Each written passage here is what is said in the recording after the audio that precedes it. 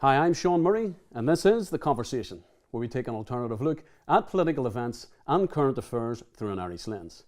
In this show, we hope to pick, probe, investigate, and uncover the stories that you want to hear. We go where mainstream won't go. This week, we begin our second series on a very different note.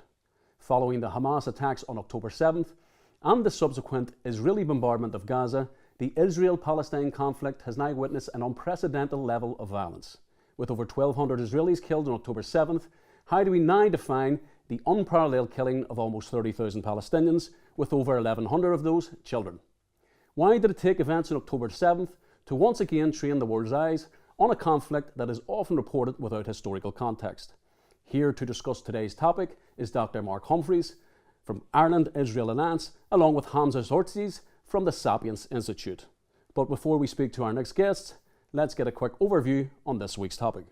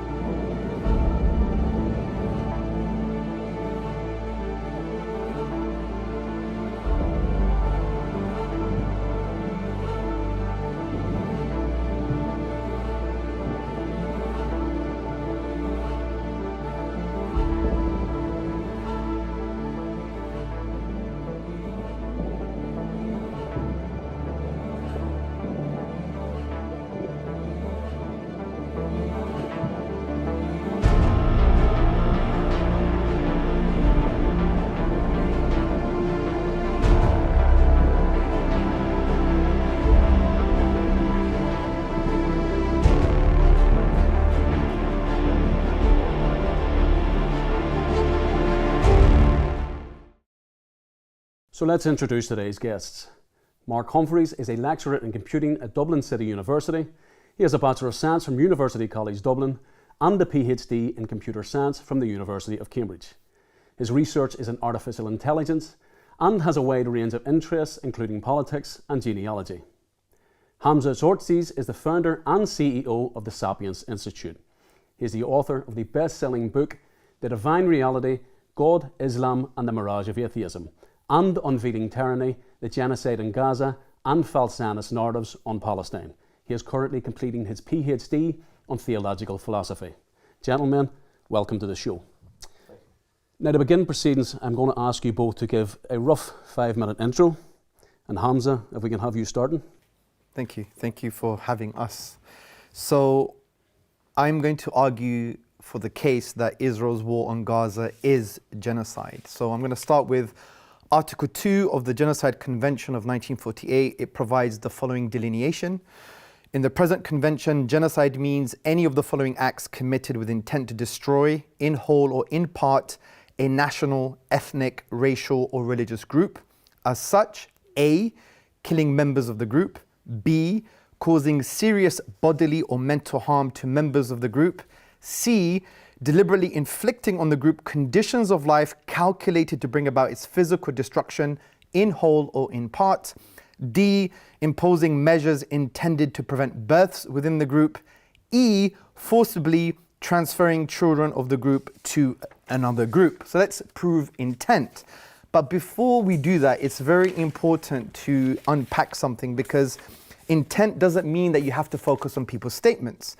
If you look at the UN report that was published in 1992, it's called Final Report on the Commission of Experts Established Pursuant to Security Council Resolution. On page 26, under the genocide section, it says, In certain cases, there will be evidence of actions or omissions of such a degree that the defendant may reasonably be assumed to have been aware of the consequences of his or her conduct, which goes to the establishment of intent, but not necessarily motive. So from actions, you can infer backwards to intent. We have over 100 genocidal statements from 30 plus Israeli ministers, politicians, and the IDF, proper evil people. For example, take the Israeli Heritage Minister Amichai Eliyahu. He said, Israel must find ways for Gazans that are more painful than death. Take Yoav Gallant, Minister of Defense. He said, Hamas lost control of the north of the Strip.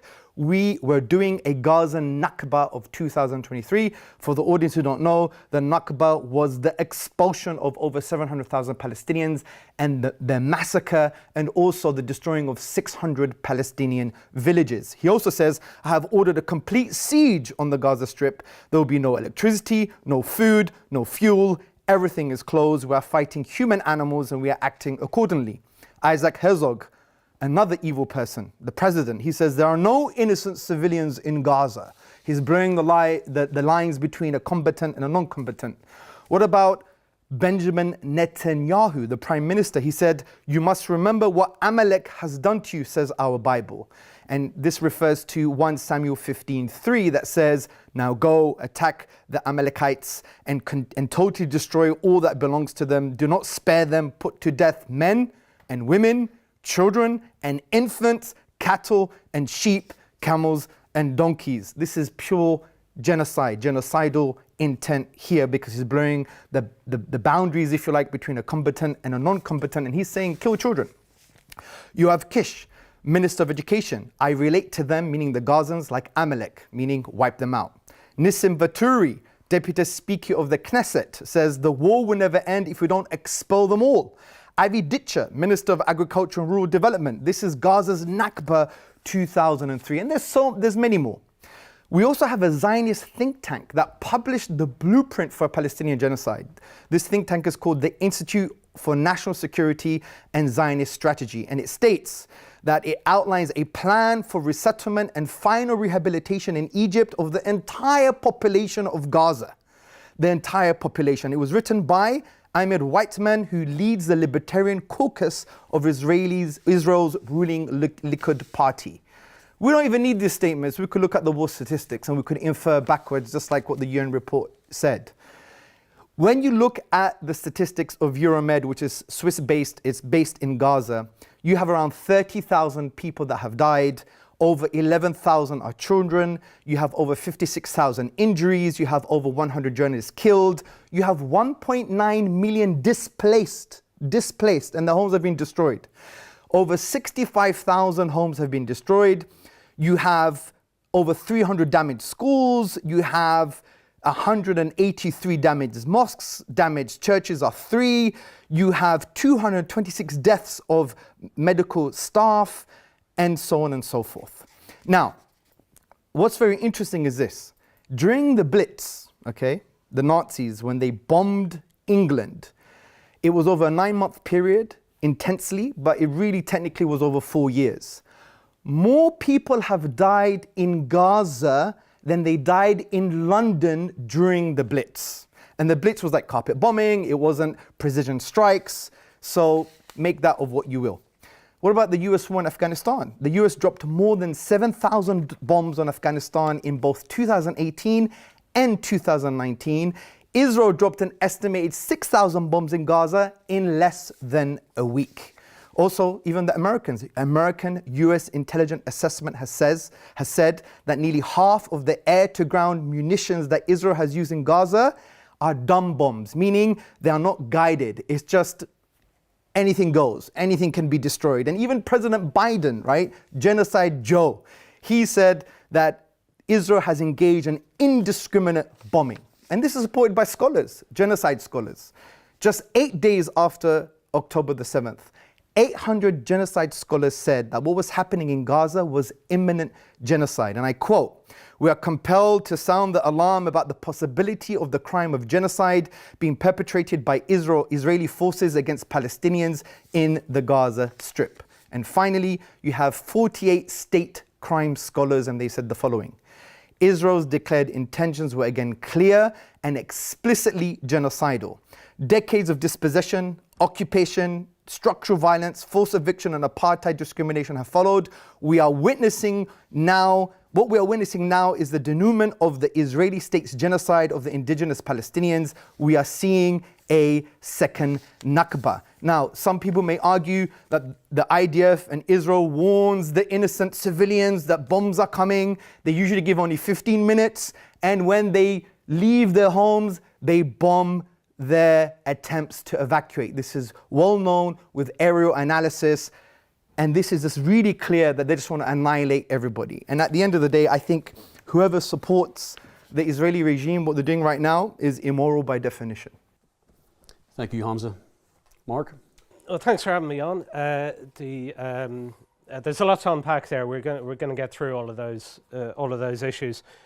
So obviously, I think the use of the word genocide to describe the war in Gaza is nonsense, and it's pretty much impossible to define a definition of the word genocide that applies to that war that does not apply to almost every single war in human history.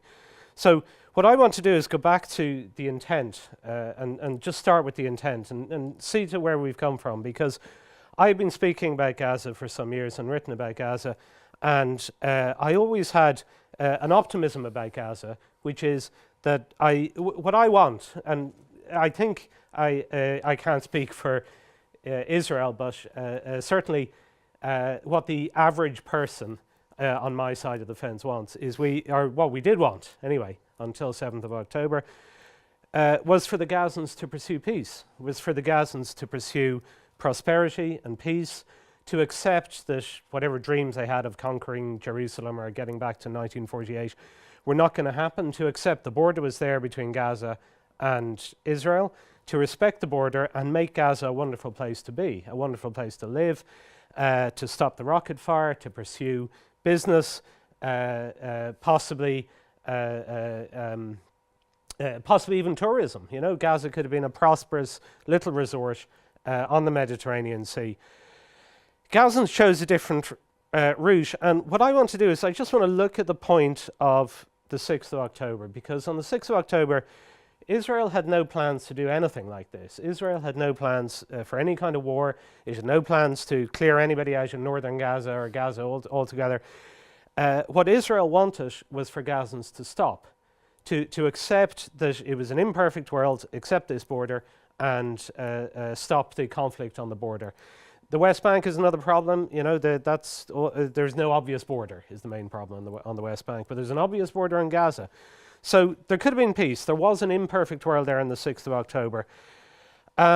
So it was just another day of deterrence, the 7th of October. As far as Israel is concerned, it knew that the Gazan regime, that Hamas, were, you know, basically genocidal racists who would kill every Jew if they could. But it didn't seem that they could ever get that kind of power, that they were deterred, they were contained within Gaza, and that, you know, there'd be these rounds of warfare, and you know, and then they'd be deterred again for another year or two for another round of rocket fire. So, despite the presence of these genocidal racists who wanted to kill all Israelis, Israel was reasonably relaxed. It was another year of deterrence that will deter these people. So, what happened on the 7th of October was that entire world ended, and I don't think people really understand what has actually happened, okay? It doesn't really matter what I say, it doesn't matter what any of us say. You have to understand what's changed in Israel, which is that deterrence is gone. Nobody believes in deterrence anymore since the 7th of October. Nobody believes that Hamas can exist there anymore and can be deterred and people can live near the border and be safe. What Hamas said to Israel, clearer than I think any group has ever said to any other group in the history of the world, or certainly right up there, is if you want to live, you have to exterminate us, Hamas. As Hamas, as a group, if you want to live, if you want to have any life for your children or anything, you have to exterminate us. That's what Hamas said to Israel. So that's what Israel is doing. Now, Israel does not want to exterminate the entire Gazan people or the Palestinian people across the West Bank. But Israel has declared that it is going to wipe Hamas off the map. And independent of what you or I think about this, this is, I think it's clear now after a few months, this is what's going to happen. This war is going to carry on all through 2024 until Hamas unconditionally surrenders. And that's actually the only way this ends. So there's no way there's any kind of international court judgments, any kind of expelling of ambassadors, any kind of trade sanctions will make any difference. The only thing that will make any difference is Hamas surrendering and releasing the hostages. There's no way Israel is going to abandon those hostages. So I think it's a terrible, I'm not saying this is good, right? This is, war is appalling, right? All the innocents, and I have no doubt, though I deny it's genocide, absolutely, I have no doubt of the many, many innocents that have been killed, that have been injured, that have lost their homes through no fault of their own. War is horrible. What happened to the Israelis was obviously horrible. This is not my plan, and my plan was Gazans give up. And I even said this in a talk, that Gazans abandoned the struggle, which is a kind of language that someone engaged in the struggle does not want to hear. Why don't you just abandon the struggle and pursue peace and prosperity? Because you could have a nice life if you just abandoned your dreams, abandoned your struggle, and pursued other dreams. So for me, that's what Gazans should have done. It's an absolute tragedy what's happened to Israel, and in particular to Gaza. Hamas have destroyed everything. And I think independent of what we think about it, this is going to run. The only thing I think I hate to provide any hope, really. I used to provide hope. I said it's so easy in Gaza. West Bank is hard because there's no border. Gaza was easy because there was a border. The border, of course, only was defined in 2005, but when all the Jewish settlers were expelled. But there was a border, so Gaza was easy to solve, and I had optimism. You could just pursue. I used to say, this is a line that drove people. I debated Richard Boyd Barrett. He just sneered at this line. I said 2 years ago, I said, why don't Gazans just pursue peace and shopping? Peace, work, shopping, life. And he just sneered at that. He regarded it as self-evidently obvious that Gazans had to pursue the struggle. Now, pursuing the struggle has led to this unbelievable disaster. And I don't think it's, this is not my dream for Gazans at all. So I know the debate is about genocide, and I want to talk about a bunch of related topics. But I wanted to start with the idea that none of this was Israel's idea from the word go. I do plan to talk about what Hamza said. We'll get into debating that, whether the military campaign is a genocide.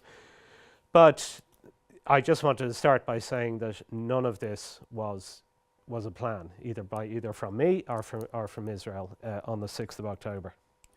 Okay, Hamza, just pick it up on one point. Peace, shopping, life. Yes. What have you to say to that? I don't believe he's an Irishman. I mean, we need to do a DNA test, or we need to check his passport, or I heard his wife is not Irish. Maybe she's infected him in some way. Is she English? You believe in struggle?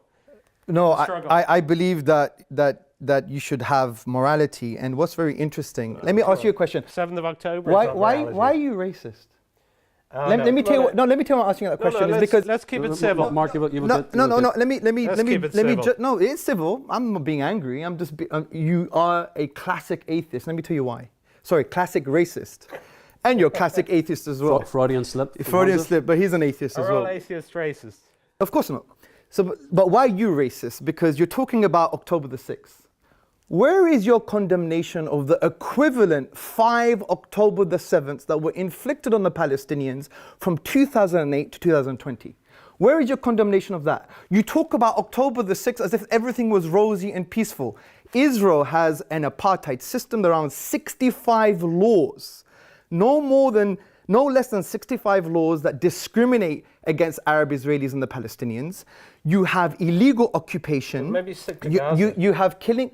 No, let's talk about Gaza and the whole of Israel, because this is about Israel's disgraceful Zionism, you're not saying nothing about what happened before October the 7th with regards to its reality. Where is your condemnation of the equivalent of 5 October the 7th since 2008? Where's your condemnation? Why the moral asymmetry?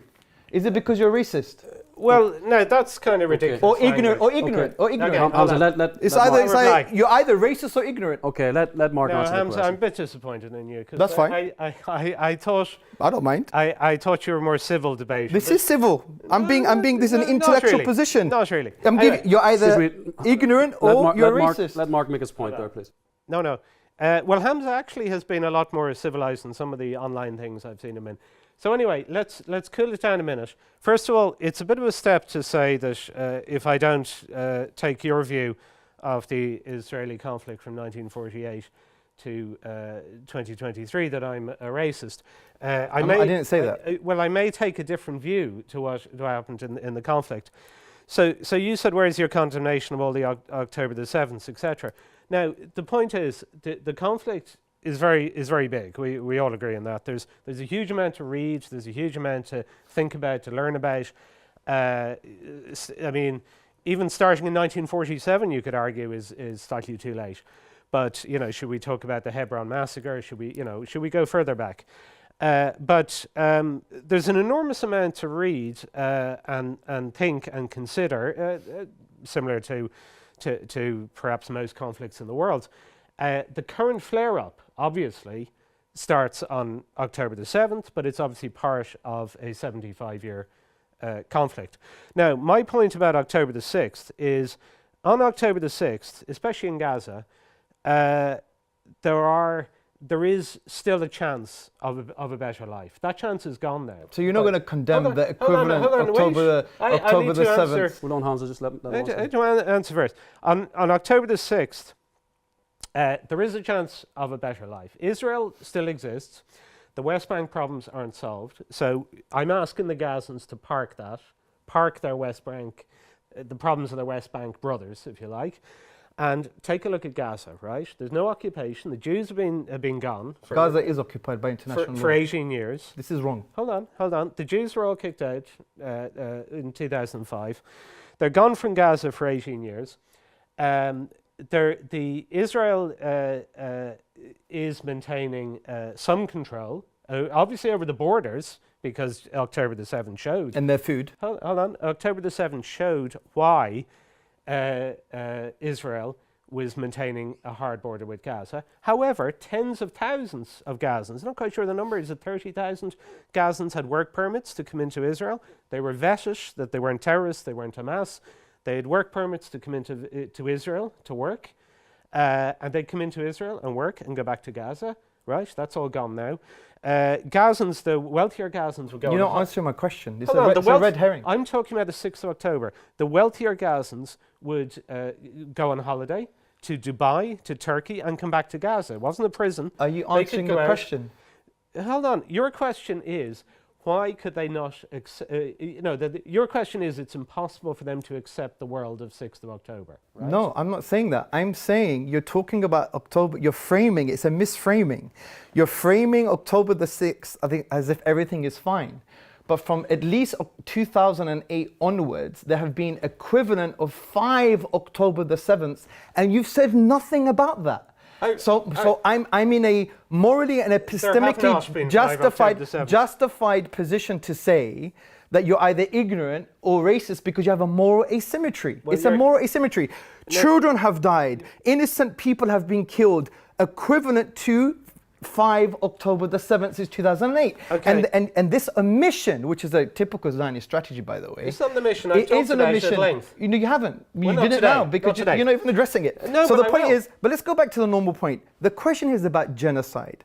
We talked about the definition of genocide. We have shown intent. So what are you going to say about the genocidal language of the Prime Minister, of the President, of key members of the ruling party, of think tanks that influence the ruling party, genocidal statements? Let me give you a thought experiment. If Genocide Joe Biden, if any politician in the West said those statements, the whole world would be on fire.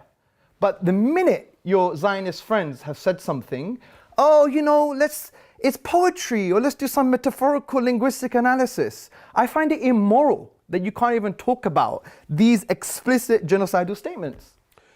I don't make those kind of genocidal statements, or statements that could potentially. But you support an entity that does as genocidal. You support a genocidal entity. I don't like the outrageous statements like talking about the Amalekites in the. Is it outrageous or genocidal? Which one is it? Well, outrageous is like maybe calling someone a racist, right? But to say genocide is a different issue, right? Is it just outrageous or is it genocidal? So, look, here's the thing. Is it a genocidal statement? I think some of those statements are. So the intent is there. No, hold on. Some of those statements are, in terms of rhetoric, are, you know, do. But doesn't the so-called rhetoric, isn't that backed up by what's been happening on the ground? That's my point, right? So my point is that after the most traumatic event, I mean, I presume you will agree, right? Let's see if you'll agree with one thing.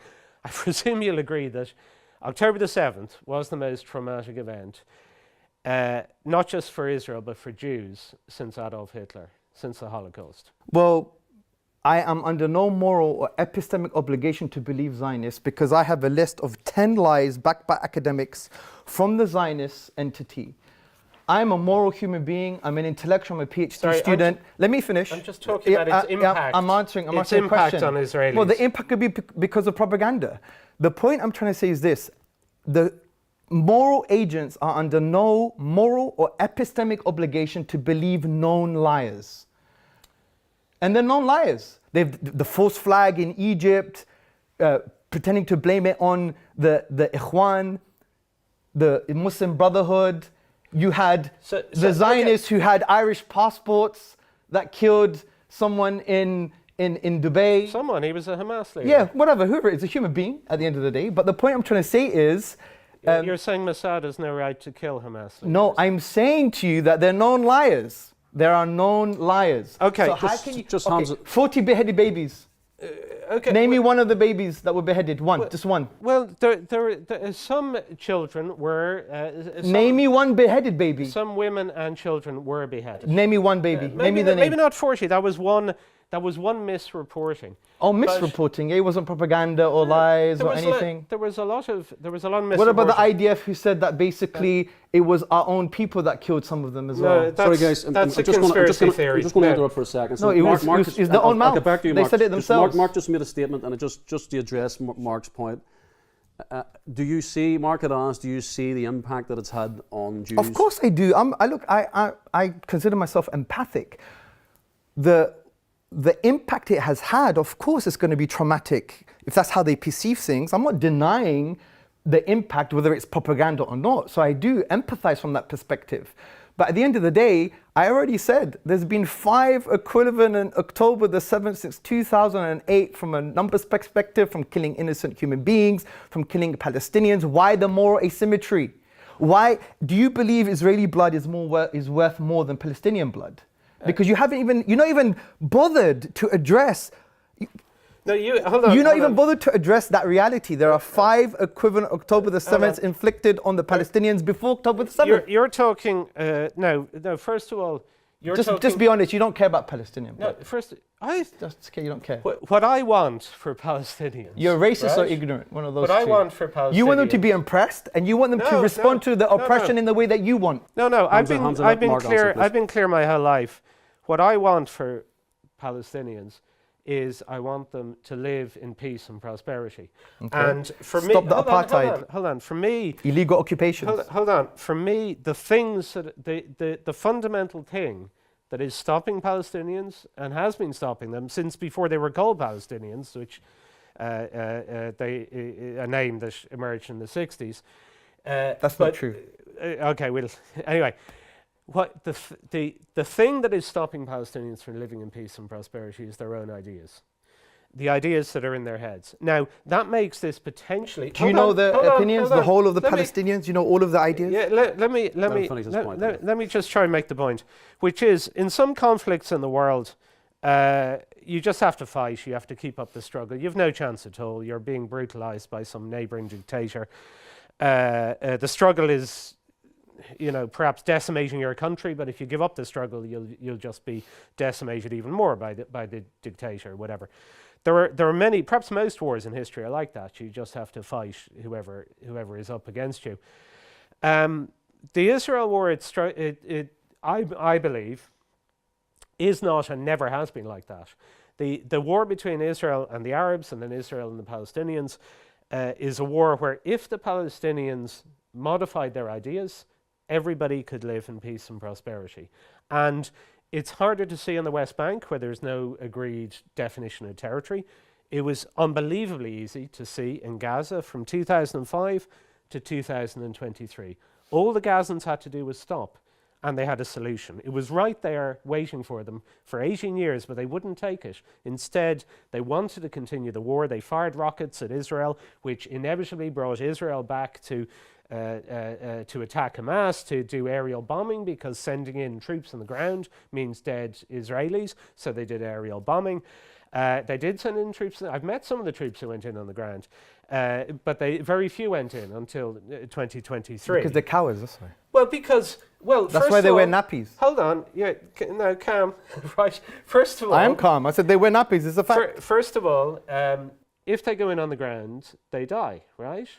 Any troops that go in the ground die. But also, combat on the ground is also very dangerous for local civilians. They die as well too. It just escalates. So how does this actually present a case against? You've mentioned some untruths there, but how does this go against my presentation? Well, we've shown intent, and we've shown the actions that support the intent. There's no intent. There's no intent? No, there's no intent. They said the ministers, people of positions of power, we have over 100 statements, including the IDF, a general, the people of significant power, think tanks, having genocidal statements, and the dumb bombs, around 50% of the bombs are not even laser guided, right? Just to annihilate everything. Okay, well, let me say a few things. That's not genocide? Okay, Hamza, let Mark just... Let me say a few things at the core of it, right? I don't agree with statements talking about Amalekites and stuff like that. I understand anger and hurt and fury on the Israeli side. I mean, I can feel it, and I'm not Israeli.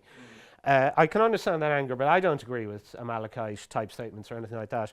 So what you have to look at is what's actually happening. Right? So what's actually happening compared to those statements? So, for example, one of the first things that happened was an announcement for civilians to get out. I've already mentioned that. Northern Gaza, right? And get into southern Gaza. And then you just bomb when they're evacuating. You kill them when they're evacuating. That's not what happened. Aerial analysis has proven that. Go to The Guardian, go to other independent news entities. That's not independent. Now, there was one... Also, you're independent, are you? No, none of us perhaps. So what have you cited that is even independent? So hold on. So if no one's independent, your argument is false then? Hold on. It's a moot point, right? The evacuation of northern Gaza was not done so that everyone could get onto the road and then they could all be bombed, right? How do you know? Because they were bombed, so how do you know? Hold on. Let's talk about what happened. Sorry, I'm going to cut across this, guys. I'm going to cut across this because I think how can we tolerate these lies and this propaganda? Hamza, you give Goebbels a run for his money. Hamza, Mark, we're going around in circles here. We're going around in circles. Our position is it was Hamas men who were bombed on the road, and very few. Who's our position? Well, I'm going to cut across you guys. You have to listen to me here. You have to listen to me here. Yeah. Just on that point, I mean, we've given the figures for which Euromed have given the Swiss monitoring group, and they have given the figures of almost 30,000 Palestinians killed. Now, to go back to that point, the bombing of northern Gaza, how can it be said that it was precision bombing when there were that many civilians killed? I just want to get to the core of that. Do you believe that's just collateral damage? Or do the Israelis just believe that's collateral damage? Or how do we square that circle? Okay, so Israel set itself the job of destroying a group that controls all of Gaza, essentially, Hamas. So it's an unbelievably ambitious job, which it has never attempted before, to take an entire territory and wipe out the militant terrorist group that's in charge of it. Now, probably every fact I say Hamza is going to challenge, but You're providing no citations, no evidence, nothing. But it's difficult to do that once we're Gaza completely North there. and South Gaza North and South is practically an armed camp in the sense that there's a tunnel system of several hundred kilometres. Presumably, you agree that exists. The tunnel system is going underneath apartment blocks. It's going underneath mosques. They found openings to the tunnels in mosques, in schools, in private houses. There was a report there that the IDF said that every single mosque they had searched so far on the ground and every single school that they had searched on the ground had either weapons or a tunnel underneath it. Now, you may not believe any of this. I certainly believe that's true because that is the way Hamas would fight. It is the kind of morality that Hamas would believe in, the tactics that they would use when up against. Those tactics wouldn't be of any use against Assad or Putin, right? They wouldn't care less if your tunnel is under a mosque or a school with classes on. Assad or Putin don't care about that stuff, but they use those tactics because they know they've some chance that those tactics will help against Israel. So it's an incredibly hard job to clear out Gaza, which is why they've started doing it sector by sector. They wanted to move the population down to the south. Now they're dropping leaflets. They've divided the south up into zones. There's a guy, Mohammed Smiri, I think is his name anyway. He's one of these Gaza journalists. And he posts the leaflets that are being dropped from the sky. Now, this is a guy who hates Israel. But the leaflets, and he posts online what leaflets he's got from the sky, and the leaflets are saying things like, here in this red sector, we are going to be, there's going to be fighting and bombing in this red sector today. Move along this road into these green sectors. So, now, it's not very nice for people who live there to be told with a message from the enemy from the sky, get out of your house and you may never see it again, move down the road.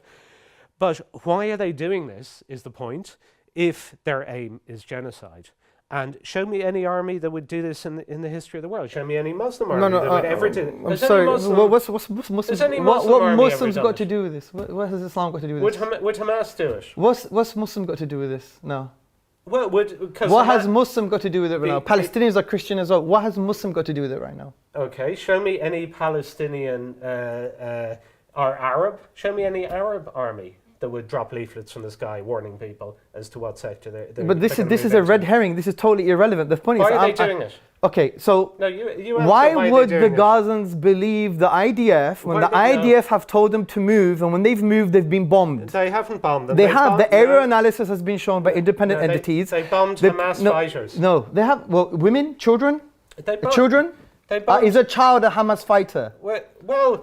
Is a child a Hamas fighter? Well, if you were saying... Are 11,000 children Hamas fighters? Well, hold on. It's genocidal language, dehumanizing language. Are children fighting for Hamas? Are children Hamas fighters? By definition. And are they guilty? If we know, should they be bombed? Hold on. Should we kill children? Is that what you believe? If we know nothing other than it's a child, then they're not a Hamas fighter. If they're under 10 years old, they're not a Hamas fighter. If they're over 10 years old, are over 10-year-olds being used by Hamas? Because I've seen plenty of evidence that they are. As spotters, as runners, as carriers of ammunition. So basically that language is basically blurring the boundary between a combatant and a non-combatant. It's not language. I'm talking about what Hamas are doing. So you're basically saying it's okay, because of that we should kill everybody. Is that what you're saying? Well, if I was saying that, wouldn't I say it rather than you? Well, I don't know. You've said a lot of things without any basis. Rather than you having to say, oh, so you're saying let's think about your framing. This is very important. The way you're framing it as if there are two state actors that are fighting each other. It's not symmetrical. There's an asymmetry. When you're talking about Gaza that was left alone in 2005, it's still known under international law as an occupied territory. Secondly, they control even the daily calories. Academics have called it perverse, degrading, and unlivable in many places. So from that perspective, the way you're framing it as if there are two state actors and there's a war. It's not a war. In actual fact, Israel under international law has no right to defend itself. Why? Because it's already in Israel has no right to defend itself. Yeah, according to international law. Let me explain why. So after 7th of October, Can I explain Israel why? should do nothing. I'm not saying that. Listen to what I'm saying. What should Israel do then? They should stop the apartheid regime. They should stop the illegal settlements. They should stop oppressing the Palestinians. They should stop killing children. They should stop forcing imprisoning children. The list goes on and on and on. That's what they should do. You want peace? Don't be an oppressor. If you want peace, don't have apartheid. There are 65 laws that discriminate against Arab Israelis and Palestinians. We're onto a new Are you happy with apartheid? We're onto a new topic every 2 seconds. Are you happy with apartheid? Hold on. My problem with Sounds like it. My problem with this debate is there's a new topic every 2 seconds. You're not directly answering my questions. That's why. Let Mark speak. I think we ought to dig into some topics and go a bit slower. I'm happy to discuss all these topics, by the way, but a new topic every 2 seconds is a bit hard to cope with. No, because I'm just challenging you. I think we need to stick with the topic. I'm challenging the misframing. We need to stick to the topic with which the reasons why you're here. I think we need to stick that. So go ahead, Mark. Make your point. So look, there's about 100 trucks a day going into in aid. Going into in food. You're not answering the question. Hold on, going into Gaza right now. The issue, sorry, if we're back to the issue of genocidal intent, well, the question is, why are these leaflets being dropped from the sky? Not just that, but phone calls as well. There's been several million text messages, many thousands of phone calls, because they're much more human intensive. There are accounts from Gazans. One of them was the caretaker of an apartment block. He said Israelis were on the phone with him for 2 hours explaining who they were attacking, when, why his people had to get out of the apartment block, and when it was safe to go back. Now, my point is not that absolutely everything Israel ever does in a war is going to be perfect and that can be justified. That wouldn't be true for any war in human history. People make errors and people get enthusiastic and people misidentify and people do commit crimes as well. But my point is that there are too many things that don't fit in with your simple claim that Israel just wants to kill everybody. And we start off with all the warnings. No, I didn't actually say that. I said genocide is killing everyone in the territory. No, right? but well, like for example, you believe in the Armenian genocide, right? You believe that the Ottomans committed Armenian genocide. Is that true? Yeah, sure. Okay. But I don't think we should talk about that. No, I'm not saying that. 10 minutes. But I want to show your maybe inconsistent principles here, because there is no proof of intent for genocide there, yet you believe it's a genocide. Also, the other Armenians towards the east were untouched. So a genocide doesn't mean, even according to your own perspective. At the risk of discussing it, they drove them all into the desert. Yeah, but you're missing the point, though. But they want to drive the Gazans, and they've been starving the Gazans too. I'm just showing. But I'm showing the inconsistency because it's related to the point. It's about genocide. You believe in a genocide, but you can't prove intent of a genocide. You know, Gazans are some of the most obese people in the Middle East. You're not listening to what I'm saying. Well, they're not being starved. Listen to me. You claim diminishing they're being starved. No. They have an obesity problem. No, I'm saying that there's control of the food, the water, and the electricity. That is not an independent entity. That's my point. And yes, they were starved during this campaign. Whether they're obese or not is a red herring. The point is, you have an entity, the Gaza Strip, that the Israelis have full control over the water, the electricity, and the food, to the degree that they said there can be only this many calories per day, according to academics. So my point here is, how is that now an independent state, and your framing of that there is a symmetrical war going on? Well, how come? And that's my point. So my point is, how come before 2023, if Israel was so evil, they were providing electricity and water to Gaza? How come? Well, yeah. If they're so evil. Yeah, but they were controlling it. But if they're so evil, why didn't they just cut it off before 2023? Wait, hold on a second. They were providing electricity and water to Gaza. Yeah, but if Gaza had its own, and that just proves my point. So you've actually proved my point, which is Gaza doesn't have control. If Israel's providing water, electricity, Gaza doesn't have control. Gaza. So how can they flourish when they don't have control? Gaza before hold on. Gaza before 2023, of course it didn't have full control of its own territory. I never claimed it did. What I claimed was that there was a route for them to peace, prosperity. For example, Israel was but providing... they're occupied. Hold on. They're Israel occupied. Hold on. They weren't occupied. Israel, International law, Gaza is considered an occupied entity even post 2005. Hold on. Israel... Do you believe in international law? Just not new topic. Yeah, but it's not a new topic. You're making a statement that's just making things up. As I say, Hamza, it's a new topic every 2 seconds. It's related, actually. They are related, but yes. let's spend a bit of time in a topic and then go on to the next one. Sure. Before 2023, Israel was providing electricity, say, to Gaza. Hamas fired rockets at the power station that was providing electricity to Gaza, right? Can anyone explain? I mean, obviously I can explain that because I understand what Hamas is and what they do. That's why I understand how they fight. I think Israelis understand what Hamas is too, and they understand that's why they're using 10-year-olds and 12-year-olds to run around as spotters. There was an example there recently where, just last week, where kids on bikes about age 13 emerged in the middle of an apparent combat zone in Gaza, a very dangerous place that all civilians have been warned repeatedly to get out of. This is the kind of situation in which those hostages got shot by accident because it's lethally dangerous. There's combat, and all of a sudden there's these kids on bikes. And the IDF patrol said, get out of here, it's not safe, get out, go down the road, go 10 blocks down the road, it's not safe here, Anyway, the kids went back into some building or whatever, and the next thing the patrol was hit with, I think it was RPG fire, and 2 IDF soldiers were killed in that engagement. And they were killed because they would not kill the reconnaissance guys who were the 3 kids, right? Now you may say, and I may say, that that's great that they didn't kill those kids because they just found them. No, they kill kids all the time. Hold on a minute. But those kids were the reconnaissance guys in that situation, so they gave their lives not to kill those kids. Yeah. Now, if that's true, it's an exception because it's not an exception. around 123 children were killed. What about recently? They were just shot in the back.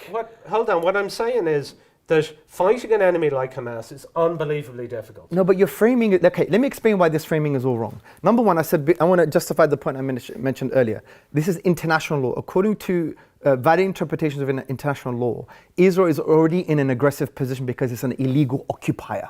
And by virtue of that, they have no right. The idea I have a right to defend myself is, well, you're already in aggressive stance, right? So therefore, they're in an aggressive posture. So, and from that perspective, legally, they have no right. Now, you could talk about the moral question, that's fine. But legally, they don't have any right to defend themselves because they're an illegal occupier. And you're just framing it as it's just Hamas. Notwithstanding Hamas and Islamic Jihad, they're proscribed terrorist groups according to the United Kingdom, there are other factions within the resistance that are legal and they're using the international right according to the Geneva Convention and international law to actually resist an occupying force. They're actually allowed to resist an occupying force. So my point is the way not my universe. So not in your universe. This is international law. Yeah, look. I'll tell you what. Look, what? Is it international law? Are you allowed to resist an occupying force? Here's a question. Gaza is not occupied. It is occupied. Right. No. It is occupied. According to international law, even because Israel had control of resources. Gaza is going to be occupied now for decades. Listen, this is rhetoric. Listen, no, it's not rhetoric. It's according to international law, even notwithstanding the fact that the Israeli settlers left, illegal settlers, may I add, because Israel had control of the population to a degree, electricity, water, and so on and so forth, it's still considered as an occupied force according to international law. So you can't say it's not occupied because it's still considered occupied. This is why there is a resistance movement. This is why there are valid legal factions. It's not why there's a resistance movement. Of course there is. It's not just Hamas and Islamic Jihad. There are other factions that are trying to resist the occupier. Gazans' issues since 2005 are all self-inflicted. What Gazans could have done was they could have chosen a different path after 2005. They could have said, well, our brothers in the West Bank can deal with their own lives. We're going to pursue our life here. There's a border And that's the So way. let's stay occupied, right? Let's just stay They're not occupied. they got rid of the Jews. I don't believe you're Irish, honestly. We need to check Guys, your on that, we're passport. going to take a break. The Jews Guys, check your guys, passport. on that, we're just going to take a break.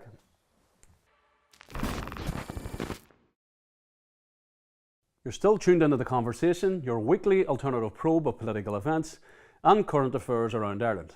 I'm joined by our special guests, Dr. Mark Humphreys from Ireland-Israel Alliance, along with Hamza Tzortzis from the Sapient Institute. Okay guys, so in all that's been said, and to conclude, how do we now see, and I'm going to ask you first, Mark, how do we now see the two-state solution and how do we move forward? Okay, I think the two-state solution is dead as a dodo at the moment. I say at the moment, the dodo is not coming back, but dead as a dodo probably for the next couple of decades. It was already in severe trouble in the Second Intifada. I think the Second Intifada really killed off the idea. The idea of a two-state solution is that some border could be agreed, that Israel would exist and some Palestinian state would exist, and that by doing that, by defining borders, there would be less war, not more war. Now, Israelis fundamentally now believe that any such border, no matter what it was, would lead to more war, would lead to horrific war. So let's say some deal was agreed and some Israeli government was stupid enough to sign up to it for some border on the West Bank, and maybe some settlements were kept and some were closed, and there's some border. The problem is most Israelis, I think, would now feel that that would be another Gaza, that then heavy weapons would be brought in, perhaps artillery, into the West Bank, rockets would be coming through 24/7, and everybody would be, all the terrorists and jihadists would be gathering in the West Bank for the final destruction, the final war to destroy Israel. It should be Gaza times 10. Gaza was a trial run for the two-state solution. It was a trial run. Gazans could have ignored Israel. They could have lived in peace and prosperity. They could have enjoyed their lives. They rejected that, and Palestinians of the West Bank would probably reject it too. So the two-state solution is dead. What happens now, nobody really knows. I had optimism before, not much optimism, but at least a bit, before 7th of October. I have no optimism now. I had a plan that could be followed, that I believed in, and I think many Israeli people did, or pro-Israeli people. But I don't think we do now. I don't think Israel knows what it's going to do if, and probably when, later this year, it actually destroys Hamas. It's not going to solve its problems on the northern border and the West Bank.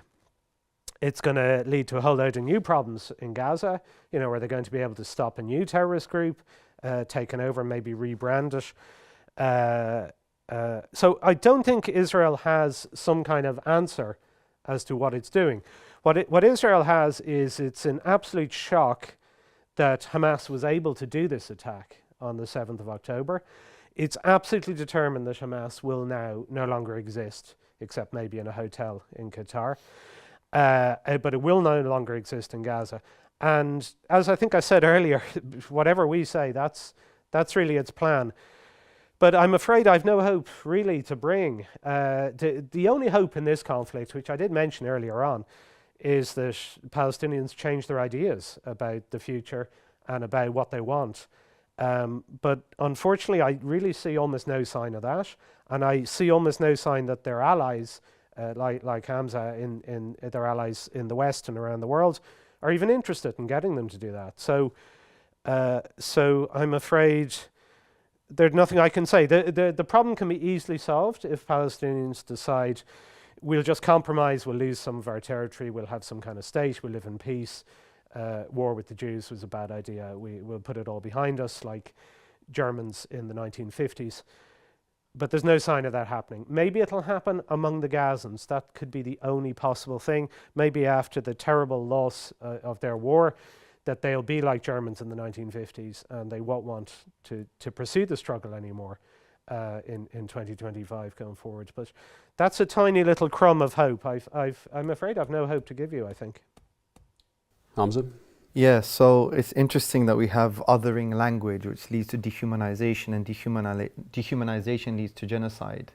The Palestinians change the ideas, as if we know all of the ideas of the Muslim, Christian Palestinians, the kind of othering that is happening in your language, and also the subtlety between war against Israel, now war against the Jews, is these subtleties, these kind of propaganda techniques, which are quite, in fact, quite devilish. I know you're an atheist, so don't take it personally because you don't believe in the devil. But the point is, it's a devilish ploy, because it is well known that the Palestinians, Muslims as well in general, have never wanted to fight the Jews. In actual fact, Islam preserved the Jewish community. Philip Mansell's book, Constantinople, has a primary source of a Jewish rabbi that was expelled from Spain because of the Inquisition. He said, "Come to the land of the Turks, rich are the fruits of the earth, we live in peace and freedom." Amnon Cohen, a Jewish historian, he's got a book called World Within. It's a 2-volume book. He collects 1,000 records of the judicial records, the Sijil records. And he concludes that although the Jews had the freedom to go to the rabbinical courts, the majority of them, or a substantial number of them, wanted to go to the Qadi, the Islamic judge, because they knew justice lived under the Islamic principles. He even goes to the minutiae, and he says women would complain of nafaqah, meaning maintenance from their husband to the Islamic judge. And I could go on and on and on. Zion Zohar, you could talk about jihad. True jihad is liberation of people. Zion Zohar, another Jewish historian, he talks about the Iberian Peninsula. He says, thus, when the Muslims crossed the Straits of Gibraltar in the Iberian Peninsula, the Jews saw the Muslims as liberators from Christian persecution. And if you look at the treaty of the Prophet Muhammad, upon him be peace himself, he had a treaty with the Jews, with the Jewish tribes, and he said they should not be harmed, and they act as one body. This is unprecedented in history. We're not fighting the Jews, we're fighting Zionism. Our job is to take care of all human beings, to give them dignity, and that's extremely important. And I don't like this othering language about the Palestinians and the ideas. Have you got a survey that knows about the ideas of all of the Palestinians? Yes. No, you don't. All of the Palestinians, really? Surveys don't even have those type of numbers. This is ridiculous. But the point I'm trying to say is this: if you want peace, then don't have apartheid. You can never have. Haven't we learned from South Africa? South Africa had to dismantle the apartheid state in order for peace to exist. You cannot have peace with injustice. You cannot have harmony with injustice. You cannot have peace with apartheid. There are at least 65 laws documented that discriminate against Arab Israelis and Palestinians. It is an apartheid system, well established with by many NGOs like Human Rights Watch, Amnesty International, and others of ideological bent. And also there is a database, Adala database, that looks at all of these laws and shows how they are discriminatory. So remove the apartheid system. Number 2, stop illegally occupying someone else's land. Stop growing the settlements. For example, the academic Glenn E. Robinson, in The Death of the Two-State Solution, Israel, the Palestinians, and the Arab World in the Age of Netanyahu, says the following: the most important reason for the defeat of the Palestinian national state building project has been Israel's settlements in the West Bank and East Jerusalem, which have been strongly promoted by Netanyahu since 2009. The preclusion of any serious future withdrawal from the West Bank was the reason why the Likud party put the settlement project on steroids after its 1977 election victory. The Likud's settlement drive was designed to keep the West Bank under permanent Israeli control and had both political and strategic dimensions. The Israelis, the government, never wanted peace, and it's clear from their actions.